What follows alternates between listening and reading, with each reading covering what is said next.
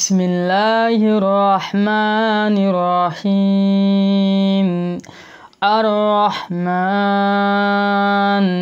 علم القرآن خلق الإنسان علمه البيان الشمس والقمر بحسبان والنجم والشجر يسجدان والسماء رفعها ووضع الميزان ألا تطغوا في الميزان وأقيموا الوزن بالقسط ولا تخسروا الميزان والأرض وضعها للأنام فيها فاكهة والنخل ذات الأكمام والحب ذو العصف والريحان فبأي آلاء ربكما تكذبان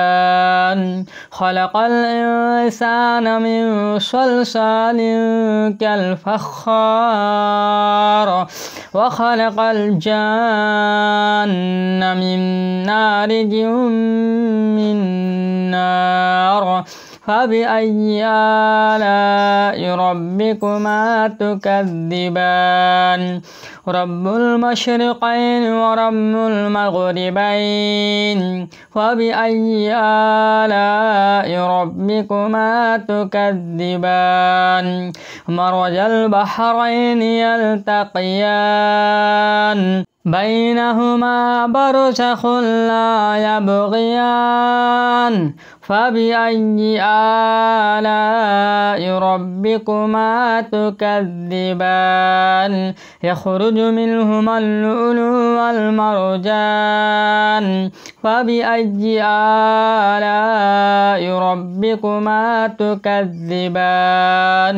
وله الجوار المنشآت في البحر كالأعلام فبأي آلاء ربكما تكذبان كل من عليها فان ويبقى وجه ربك ذو الجلال والإكرام فبأي آلاء ربكما تكذبان يسأله من في السماوات والأرض كل يوم هو في شأن فبأي آلاء ربكما تكذبان سنفرغ لكم أيها الثقلان فبأي آلاء ربكما تكذبان يا معشر الجن والإنس إن استطعتم أن تنفذوا من أقطار السماوات والأرض فانفذوا لا تنفذون إلا بسلطان فبأي آلاء ربكما تكذبان يرسل عليكما شواظ من نار ونحاس فلا تنتصران فبأي آلاء ربكما تكذبان وإذا انشقت السماء فكانت وردة كالدهان فبأي آلاء ربكما تكذبان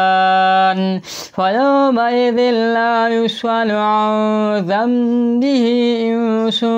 ولا جان فبأي آلاء ربكما تكذبان يعرف المجرمون بسيماهم تيؤخذ بالنواسي والأقدام فبأي آلاء ربكما تكذبان هذه جهنم التي يكذب بها المجرمون يطوفون بين بينها وبين حميم آن فبأي آلاء ربكما تكذبان ولمن خاف مقام ربه جنتان فبأي آلاء ربكما تكذبان ذواتا أفنان فبأي آلاء ربكما تكذبان فيهما عينان تجريان فبأي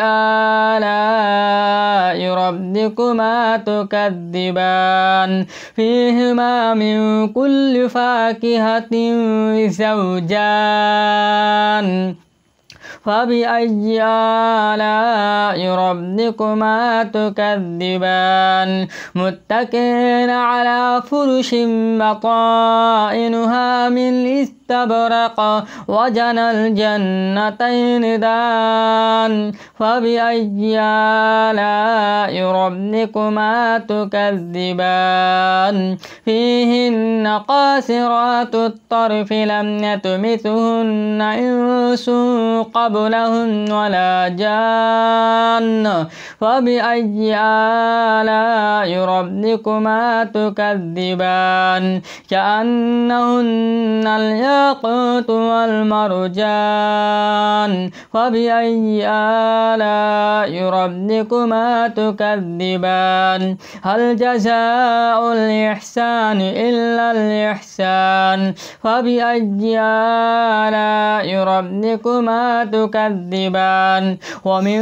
دونهما جنتان فبأي آلاء ربكما تكذبان مدهامتان فبأي آلاء ربكما تكذبان فيهما عينان نزاختان فبأي آلاء ربكما تكذبان فيهما فاكهة ونخل ورمان فبأي آلاء ربكما تكذبان